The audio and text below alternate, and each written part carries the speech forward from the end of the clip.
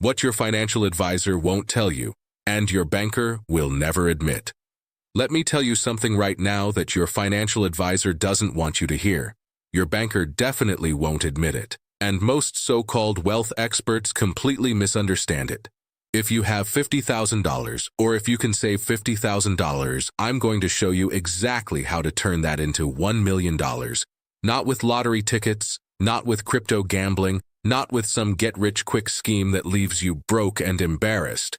I'm talking about real sustainable wealth building, the same strategies I've used personally for over 30 years, the same principles that helped me build and sell my company for over $4 billion. The same approach I use to manage my personal portfolio today and teach to my own children. But here's a warning, and listen carefully. Most people who try to turn $50,000 into $1 million fail. They fail spectacularly. They fail because they make 3 critical mistakes that I see every single day. I'm going to name them, expose them, and show you exactly how to avoid them. In the next 20 minutes, I'll break down the exact math, the specific investments, and the proven strategy that can take your $50,000 and grow it to 7 figures. I'll show you the data most people ignore, tell you where I'm putting my own money right now, and give you a step-by-step action plan you can start using tomorrow morning. This isn't theory. This isn't motivational fluff. This is hard numbers, cold logic, and 30 years of experience watching what actually works. Are you ready? Let's get started. Before I give you the strategy, you need to understand something fundamental about how wealth actually works. I study this every single day, what makes people rich and what keeps them poor. And the data is absolutely clear. The average American today has less than $40,000 in retirement savings. Think about that. After decades of working, the typical person has less than $40,000 put away. That's not going to fund any retirement. That's not going to build any wealth. That's financial quicksand. But here's what's interesting. When I look at the data on millionaires, and I've studied this extensively, the vast majority didn't inherit their money. They didn't win the lottery. They didn't get lucky with some random stock tip. They built their wealth systematically over time, and almost all of them started with far less than $50,000. The average self-made millionaire in America started with nothing. They built their first $50,000 through discipline, sacrifice, and consistent saving. And then, and this is the critical part, they knew exactly what to do with that money to make it grow. I started the same way. I saved. I invested. I made mistakes. I learned. And I kept going. The principles I'm sharing with you today are the same ones I used to build my first million, my first 100 million, and eventually my first billion. So why $50,000 specifically? Because $50,000 is the threshold. It's the point where your money can start working harder than you do. It's the tipping point where compound interest becomes a rocket ship instead of a slow crawl. At $50,000, you can truly diversify, build a real portfolio, and start generating meaningful returns.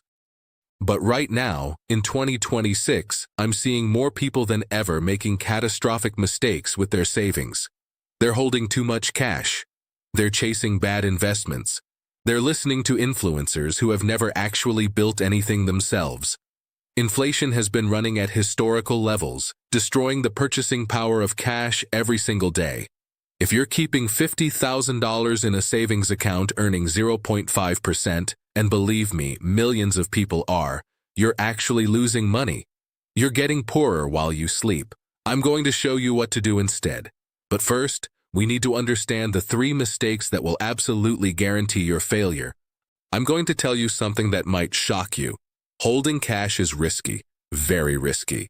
I know what you're thinking. Cash is safe, it's guaranteed. You can see it in your account every day. And you're right, cash doesn't fluctuate in nominal value. But that's not the only risk. In fact, it's not even the biggest risk. The biggest risk is inflation. Let me give you the numbers. In 2026, inflation has been running hot for years. The official figures might say 3% or 4%, but if you've bought groceries lately, filled up your gas tank, or looked at housing costs, you know the real impact is even greater. So let's do the math together. You have $50,000 in a savings account earning 0.5% interest. After 1 year, you have $50,250. Congratulations, you made $250. But with inflation running at 4%, the goods and services you actually need now cost $52,000. Your $250 buys you less than your $50,000 bought you a year ago. You've lost purchasing power. You've actually gotten poorer. Here's what really concerns me. If you keep that $50,000 in cash for 10 years at 4% annual inflation, it's only worth about $33,000 in today's dollars. You've destroyed $17,000 of your wealth by doing absolutely nothing, by being safe. I call this the savings account trap, and millions of Americans are stuck in it right now. They think they're being prudent. They think they're protecting their money. In reality, they're watching their wealth evaporate in slow motion. Now, I'm not saying you shouldn't hold any cash. That would be foolish. I always keep cash on hand for emergencies, for opportunities, and for peace of mind. But the data shows the average person holds far too much cash for far too long. I personally never keep more than 6 to 12 months of living expenses in cash. Everything else is working. Everything else is invested. Idle cash is dead cash. It's not building wealth or protecting wealth. It's slowly dying. If you have $50,000 sitting in a bank account earning nothing, that is financial mistake number one. You cannot turn $50,000 into $1 million by hiding from risk. You have to embrace intelligent risk. You have to put your money to work. But here's the catch. You have to put it to work the right way. Listen carefully, because what I'm about to tell you could save you from financial ruin. The second mistake, and I've watched this destroy more portfolios than almost anything else, is the desperate search for get-rich-quick schemes. You know exactly what I'm talking about. The crypto that's going to 100x, the meme stock that's going to the moon, the real estate deal guaranteed to double your money in 6 months, the options trade some social media account promised would make you a millionaire by next Tuesday. I'm going to be brutally honest. I've been investing for over 30 years. I've built and sold companies worth billions of dollars, and I have never, not once, built lasting wealth through a get-rich-quick scheme. Every time I've chased a quick return, I've lost money. Every single time. The people who get rich quickly almost always lose it even faster. I've seen it hundreds of times. Here's the data. Studies consistently show that over 90% of day traders lose money. The ones who do profit in any given year almost never repeat it. It's gambling with a fancy name. And crypto. Look, I own Bitcoin. I've said that publicly. I believe blockchain technology has real long-term potential. But I own it as a small component of a diversified portfolio, not because I expect it to 100x overnight. And even then, I never put more than 3% to 5% of my portfolio into anything speculative. What I'm seeing in 2026 is frightening. People are taking their entire life savings, their $50,000, their $100,000, their retirement money, and throwing it into the next hot thing because some influencer with rented cars and a rented lifestyle told them to. This is financial suicide. The math is simple. If something promises returns that sound too good to be true, they are too good to be true. If someone tells you they can guarantee 20%, 30%, or 50% returns with no risk, they are lying to you. Period. Full stop. Real wealth is built slowly. It's built boringly. It's built through discipline, diversification, and time. The greatest investors in history, Warren Buffett, Peter Lynch, the people who've actually done it, didn't get rich overnight. They got rich over decades. Warren Buffett's net worth exceeded $100 billion, and do you know how most of it was made? After his 50th birthday. He spent 50 years building the foundation, and then the real explosion happened. That's how compound interest works. That's how real wealth works. It's not exciting, it's not glamorous, but it's reliable, and it's the only path that actually works for most people. So if you have $50,000 and you're tempted to put it into something promising to turn it into $1 million by next year, stop, take a breath. Listen to what I'm telling you, because now I'm going to show you what actually works. Where am I putting my money right now? What am I actually doing with my own portfolio? Let me introduce you to what I call the 4-basket strategy. This is how I structure my personal investments, what I teach my children, and what I recommend to anyone serious about building real, sustainable wealth. Basket 1. Income, 20% to 30% of your portfolio. This is your foundation. These are investments that pay you regularly: dividends, interest, and distributions, high-quality dividend stocks, real estate investment trusts, REITs, preferred shares, and master limited partnerships, MLPs. Why do I love income investments? Because they pay you while you wait. You don't have to sell anything. You don't have to time the market. You just collect your payments month after month, quarter after quarter.